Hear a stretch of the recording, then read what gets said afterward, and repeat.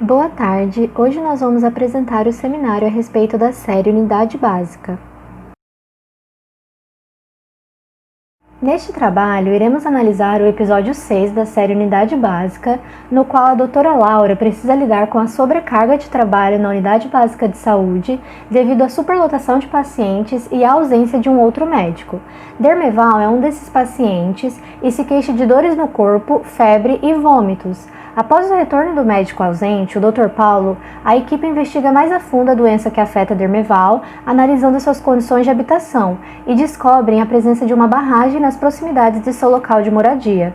A partir disso, surge a suspeita de leptospirose a partir do contato de Dermeval com água contaminada. Além disso, no decorrer deste trabalho, também iremos relacionar o episódio 6 com os determinantes psicossociais dos processos de saúde e adoecimento, com o Sistema Único de Saúde, o SUS, com a Atenção Primária à Saúde, a APS, com a abordagem familiar e, por fim, com a antropologia da saúde. Os determinantes sociais de saúde são entendidos pela Organização Mundial de Saúde como as condições em que uma pessoa vive e trabalha. Porém, essa classificação é pouco abrangente, uma vez que os determinantes sociais de saúde, como podemos ver no modelo de Dahringen e Whitehead abaixo, envolvem aspectos psicossociais, econômicos, culturais, étnicos, raciais e comportamentais, os quais influenciam no processo de saúde e adoecimento do indivíduo. Nós temos como exemplo disso o acesso à moradia, à alimentação, à educação, ao trabalho, ao saneamento básico e à informação.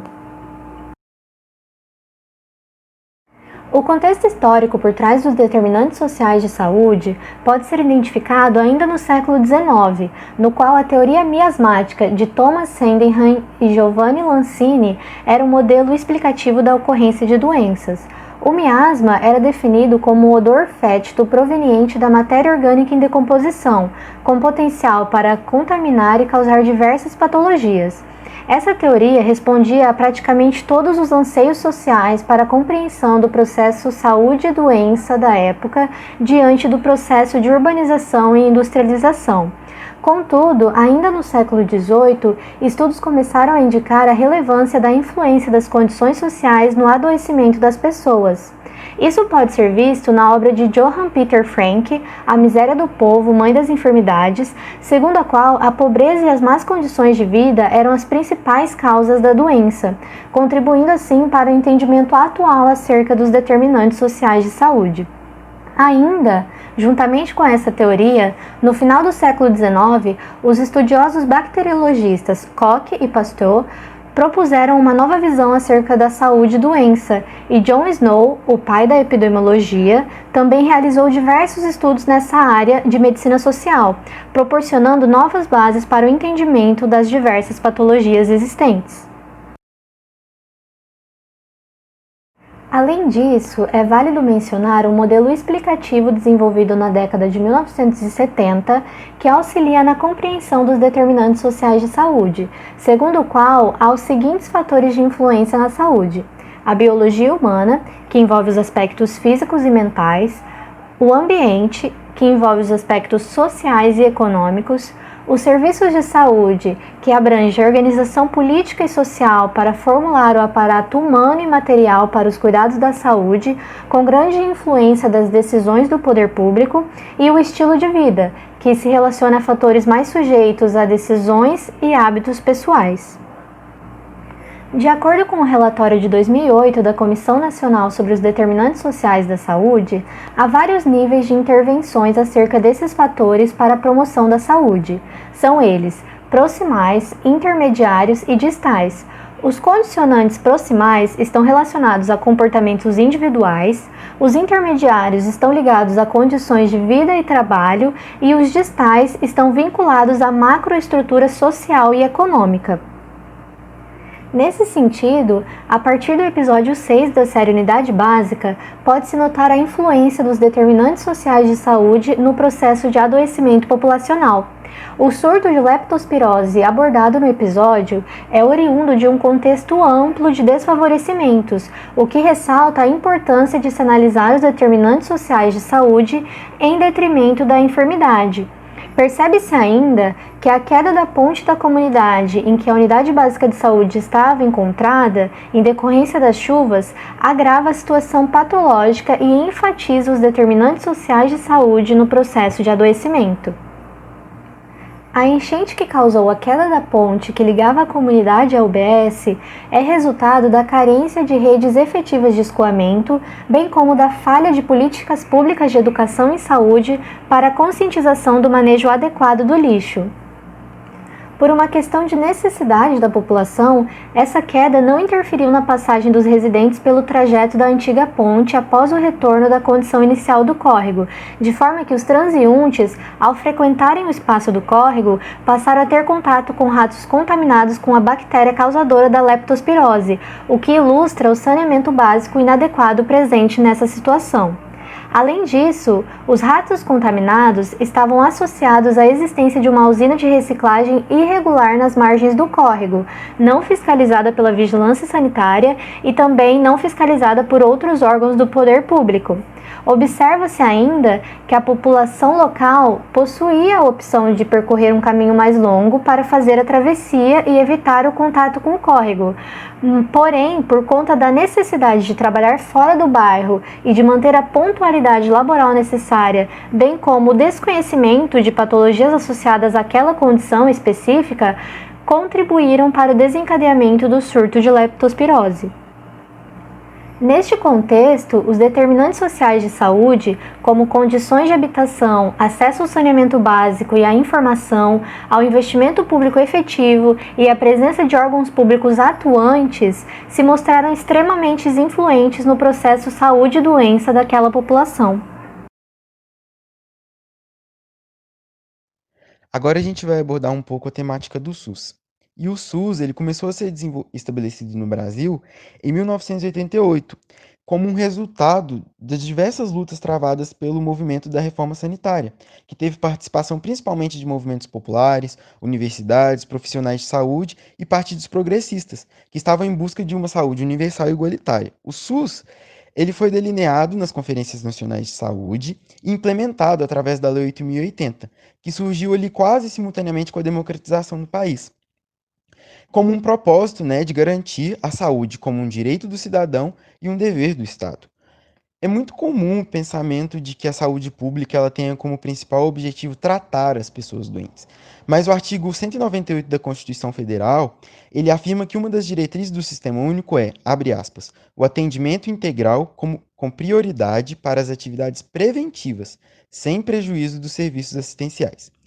Fecha aspas. Então a gente pode perceber que a prevenção ela é essencial para a promoção de saúde, visto que evita o adoecimento, né? E para isso é importante que os profissionais de saúde e as unidades presentes no território reconheçam os fatores de risco da localidade com a qual elas atendem. Como, por exemplo, como exemplo de ações preventivas promovidas pelo Sistema Único de Saúde, a gente tem o enfrentamento ao tabagismo e ao abuso de álcool, o incentivo à alimentação saudável e adequada juntamente com as atividades físicas e a obtenção de um ambiente seguro e saudável. É importante destacar também que para que essa prevenção seja possibilitada, são essenciais o uso de ferramentas como territorialização, abordagem comunitária e participação popular, visando adquirir o conhecimento sobre as causas do adoecer e levando à criação de estratégias que podem envolver também, por exemplo, a execução de políticas públicas e econômicas. Quando não é possível prevenir a doença, o SUS então ele cumpre a função de recuperar a saúde e promover os cuidados necessários ao bem-estar do paciente, que seria o tratamento, né? E além disso, o SUS ele também apresenta outras funções, sendo responsável por coordenar vários espectros necessários para o funcionamento de uma atenção universalizada, o que aborda responsabilidades na regulação, fiscalização, controle e execução dos serviços prestados à comunidade. A Lei 8.080, como eu já disse, ela oficializa o funcionamento do SUS. E, além disso, ela vai discorrer também sobre suas responsabilidades, como vigilância sanitária, a formação de material humano para reforçar o próprio sistema e também ela vai determinar as diretrizes que vão direcionar o funcionamento desse sistema. Temos também a Lei 8.142, que também vai implementar outro marco importante na saúde pública, que ela vai instituir as conferências de saúde e os conselhos de saúde. As conferências de saúde, elas se reúnem a cada 4 anos, 4 anos, com o objetivo de determinar objetivos comuns de saúde para o país ao longo dos próximos anos. E, além disso, de adereçar os desafios sinalizados de várias partes do território nacional. Já o Conselho de Saúde, ele apresenta instâncias municipal e estadual.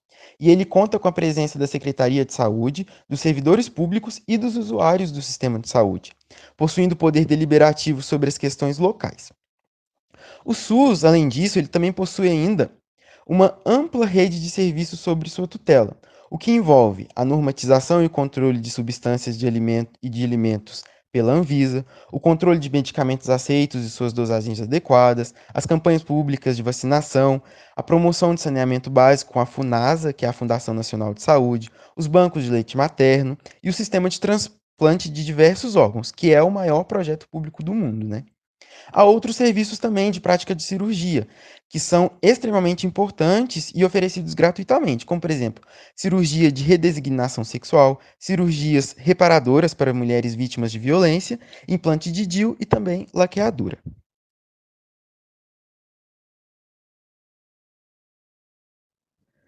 Todas as ações do Sistema Único são pautadas em diretrizes. E essas diretrizes, elas são determinadas pela Lei 8.080, como eu já disse. E dentro dessas diretrizes, nós temos, por exemplo, a universalidade, ou seja, o Sistema Único de Saúde ele não pode discriminar nenhum cidadão, porque o acesso à saúde ele é universal. A igualdade, que seria o acesso a tratamentos iguais para problemas iguais. A equidade. Aqui na equidade tem dois conceitos: a equidade vertical e a equidade horizontal. A equidade vertical está relacionada ao tratamento diferenciado para os diferentes. E a equidade horizontal ela está relacionada a tratar igualmente os iguais. A integralidade ela também apresenta duas concepções: a integralidade vertical e a integralidade horizontal. A integralidade vertical ela está relacionada à busca da compreensão do paciente como um ser completo e complexo, que não se resume apenas ao processo patológico ou psíquico que acomete esse paciente.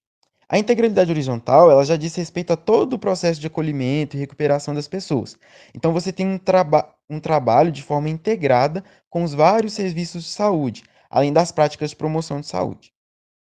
A intersetorialidade, ela é usada sempre que o processo de intervenção está fora dos alcances do sistema único.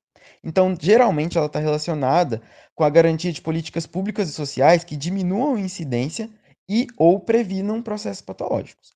A epidemiologia, ela é relacionada ao reconhecimento da realidade da comunidade descrita, como, por exemplo, a busca do perfil demográfico, frequência de doenças agudas e crônicas, doenças evitáveis, entre outros processos que acometem essa comunidade descrita, né? A regionalização, ela é uma estratégia para reconhecer melhor as regiões de atuação do serviço de saúde. Então, ela visa aproximar o SUS das comunidades adscritas, possibilitando o direcionamento de recursos tecnológicos e humanos de maneira mais eficiente. E, consequentemente, você tem um aumento da resolutividade. Além dessas, há várias outras diretrizes, como, por exemplo, o direito do paciente em receber as informações sobre o seu diagnóstico, a não divulgação de seus dados, o respeito dos profissionais de saúde, a autonomia dos pacientes e a descentralização. A descentralização ela visa a distribuição de recursos e também de responsabilidades, de forma que as decisões em saúde elas fiquem mais concentradas nos municípios e relegando ao Estado problemas de maior magnitude. É relevante relatar aqui também que a história da saúde pública ela foi muito marcada por ações intervencionistas em doenças pontuais, como, por exemplo, tuberculose, doenças mentais ou algumas epidemias que assolavam a, a sociedade naquela época. Mas essa visão ela tem mudado muito com a inserção do SUS. A concepção atual de saúde pública ela passa a envolver tanto o campo individual como o campo coletivo, com análises que transpassam os limites do biopatológico, cedendo espaço às contribuições que os olhares subjetivo e social oferecem sobre o indivíduo.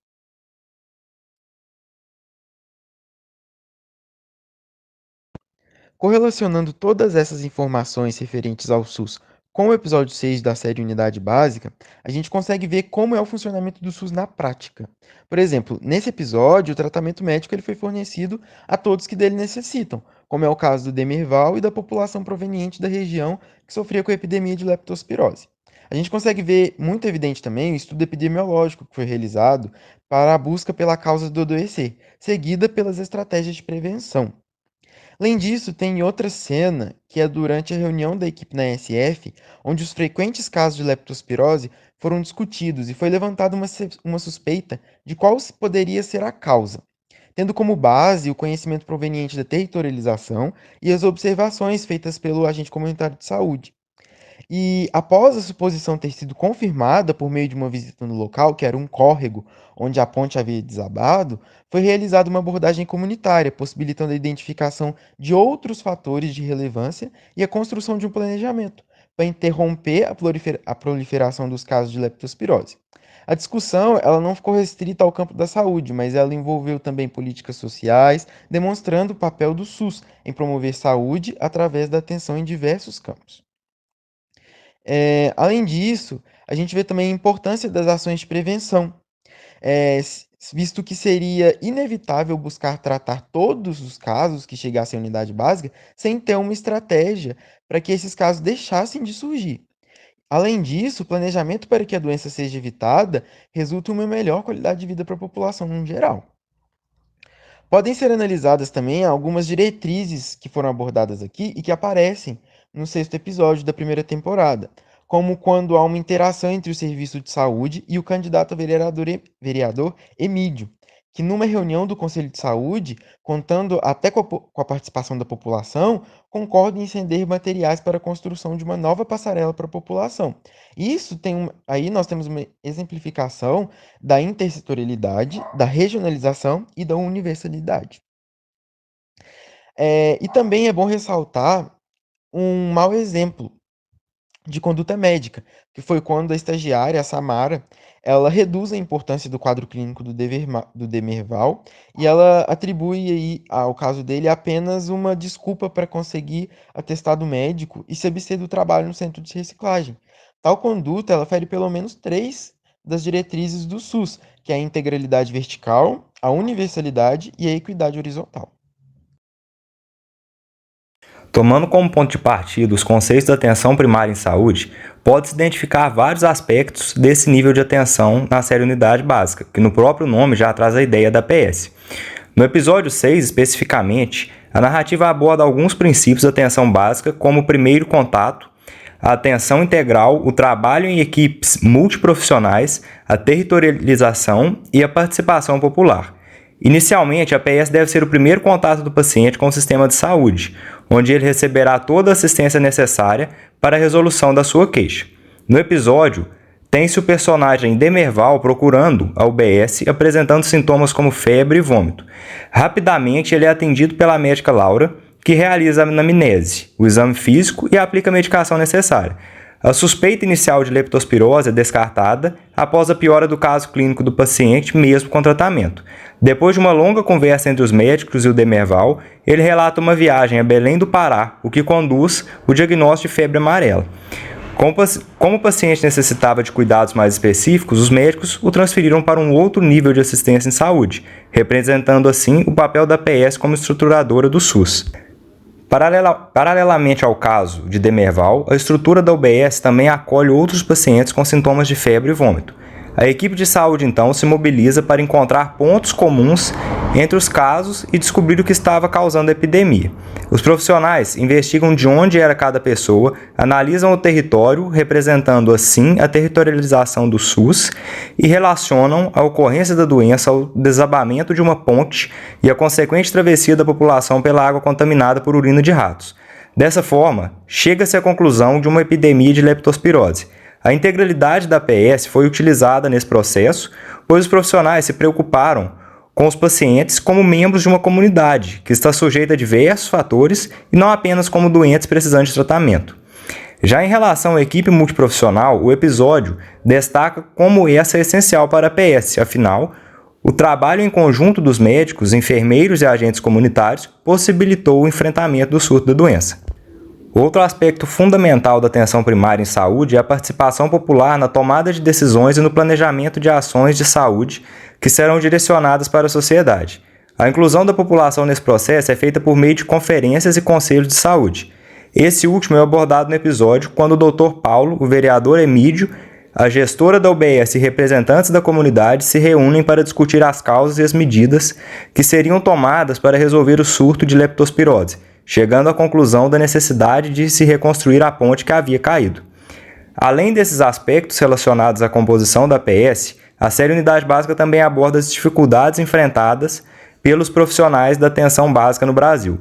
O episódio 6, por exemplo, mostra a superlotação e o descaso com a infraestrutura da unidade de saúde ao representar as salas de atendimento cheias de pacientes, a falta de médicos para suprir a demanda da UBS e a presença de goteiras no telhado do prédio. Tudo isso causou um ambiente pouco favorável para a prestação de um serviço ideal da saúde, o que também ocorre em alguns locais do Brasil em decorrência da falta de investimentos públicos. Esse cenário de precarização tende a ser cada vez mais intensificado em função das mudanças realizadas pela PENAB 2017, que retirou a obrigatoriedade do agente comunitário da saúde na equipe de atenção básica, reduzindo a participação dos agentes na educação, prevenção e promoção de saúde, além de alterar o direcionamento de verbas públicas para a PS. A série Unidade Básica, então, ilustra muito bem a importância da atenção primária na estruturação do sistema de saúde no Brasil, para a garantia de um serviço de saúde universal, integral, igualitário, e que possa atender toda a população através de um amplo conjunto de ações que envolvem prevenção, promoção, educação e proteção da saúde. A abordagem familiar é uma ferramenta da atenção primária em saúde que consiste no entendimento da dinâmica dos núcleos familiares favorecidos, suas relações interpessoais e com a comunidade em que estão inseridos, compreendidos como um sistema funcional e sem deixar que os indivíduos dentro de cada núcleo percam sua singularidade. Essa ferramenta é composta pela atuação de uma equipe multiprofissional, como médicos da família, enfermeiros e agentes comunitários de saúde. Esses profissionais são muito importantes para o diagnóstico e o tratamento mais humanizados do paciente, que se afasta cada vez mais do modelo de medicina paternalista.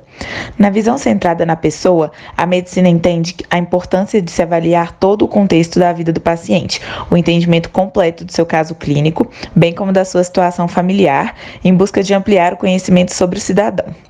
A maneira mais eficiente de ampliar esse conhecimento é o método de abordagem familiar, que engloba as análises emocionais, culturais e sociais de cada núcleo familiar e seus membros. No episódio 6 da série Unidade Básica, nota-se claramente a maior facilidade de diagnóstico quando os profissionais da saúde têm um conhecimento sobre a vida do paciente. Esse episódio apresenta o caso de Demerval, homem de 32 anos que aparece na unidade básica de saúde apresentando alguns sintomas, como febre de início súbito, cefaleia, mialgia e vômito. No início da consulta, Demerval omite sua viagem para uma área que tem a presença endêmica de febre amarela, fazendo com que os médicos acreditassem que se tratava de leptospirose, uma vez que a comunidade em que Demerval estava inserido passava por uma epidemia dessa doença. No entanto, quando os médicos suspeitam de febre amarela, Demerval é questionado sobre ter realizado alguma viagem para os locais endêmicos e o paciente responde de maneira afirmativa apenas quando sua esposa se retira do ambiente de atendimento, já que ela não sabia da viagem. Sendo assim, a análise isolada dos sintomas do paciente, sem entendimento do seu contexto de vida e da sua integralidade, levou os médicos a um diagnóstico equivocado. Foi essencial a ampliação do conhecimento sobre Demerval para diagnosticá-lo corretamente e propor, assim, um tratamento adequado e efetivo. Para isso, os doutores Paulo e Laura, médicos responsáveis pela unidade de saúde da série, tiveram que recorrer a informações sigilosas e que, caso fossem expostas, poderiam interferir negativamente no relacionamento conjugal do paciente, causando problemas na sua situação familiar.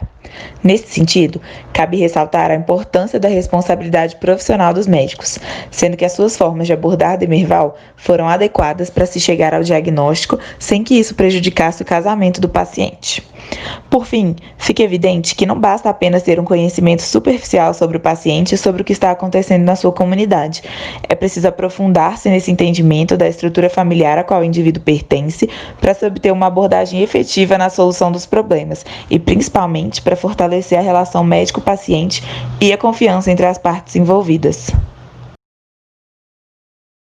Para a gente falar um pouco de antropologia, a gente tem que entender que o sistema de atenção à saúde, em geral, é composto de três partes, né? Primeiramente, a gente tem o setor popular, que vai ser composto ali pela família e as pessoas mais próximas do indivíduo, né? E vai ser um espaço mais leigo, né? Que vai ter uma definição da doença de começo e também vai procurar alguma forma de tratamento ou algum processo terapêutico para a cura dessa doença. A gente tem o setor profissional que ele segue, né, geralmente o método biomédico, né, ele tem isso como referência e é o detentor do conhecimento científico, né. E por fim, o setor paraprofissional, que vai envolver todas as práticas não profissionalizadas, né, como os herveiros, os benzedores, as práticas religiosas e as outras formas de alternativa de cura. E a gente entende, né, que anteriormente os médicos, esses profissionais da saúde, eles conviviam de uma forma não harmoniosa com todas essas práticas populares e paraprofissionais, né, menosprezando elas e impondo eles como impostores, né? Já hoje, a antropologia médica vai tentar basicamente respeitar todos os outros setores e trabalhar juntamente com eles, né? Essa antropologia ela vai compreender a influência da cultura de maneira como que os indivíduos eles vão perceber a doença e estabelecerem relações com os diversos sistemas de saúde. Então a gente pode tirar uma reflexão disso, né? Nos perguntando qual o objetivo final do sistema de saúde. E pensando que esse objetivo final é o paciente, a gente pode entender que o reconhecimento e o não menosprezo, né, das diferentes culturas existentes em relação ao indivíduo vão servir como um instrumento para nos auxiliar e resolver os problemas dele da melhor maneira possível. E vai ter momentos na série, né, que a gente vai perceber essa inter-relação com os contextos culturais dos indivíduos, né, para a resolução dos problemas. Um desses momentos é a reunião com a equipe de saúde, que, né, vai buscar a união das diferentes perspectivas profissionais, e ali eles vão usar a ferramenta, né, eles usaram a ferramenta da territorialização, que é uma ferramenta da atenção básica que analisa os aspectos socioculturais, econômicos e ambientais que a comunidade está inserida ali e que vai permitir a localização de uma unidade de reciclagem que efetuava a disposição incorreta do lixo, né, atraindo ratos e tal, que vai resultar na contaminação do córrego ali presente na região, que é o córrego que a população estava atravessando, né, direto, já que a ponte ela tinha caído, né, no período das grandes chuvas. E com essa noção dessa conjuntura, né, o Dr. Paulo e a doutora Laura ela conseguiram concluir que se tratava de um surto de leptospirose, né? A gente aí vendo então a importância de toda a dimensão cultural da comunidade para o tratamento, o diagnóstico. Esses dois termos eles vêm do inglês e se traduzem em doença, só que com significados diferentes. O primeiro deles, o illness, é a resposta subjetiva do indivíduo do que é estar doente e vai englobar aspectos individuais, sociais e culturais. Aqui a gente pode dizer que é o que Dermerval avaliou como o que é estar numa situação de doença, e para ele era estar num estado ruim depois de uma viagem que o impossibilitou de trabalhar para se sustentar, precisando de um atestado então. Já o outro termo desses é a forma como a experiência da doença, o illness, é reinterpretada pelos profissionais de saúde, que até então foi só interpretada pelos pacientes o que é estar doente. Aqui Samara não fez isso, né, essa reinterpretação, já que ela não olhou o paciente como um olhar holístico, né, em toda a sua integralidade. Então, a gente pode tirar algumas reflexões dessa situação toda, né? A primeira delas é quem deve estar no centro da relação com o serviço de saúde e, de novo, qual o objetivo final desse serviço. Então, pessoal, essa foi a nossa visão a respeito do episódio. Para acessar mais informações e as nossas referências, utilizem o QR Code abaixo e muito obrigado.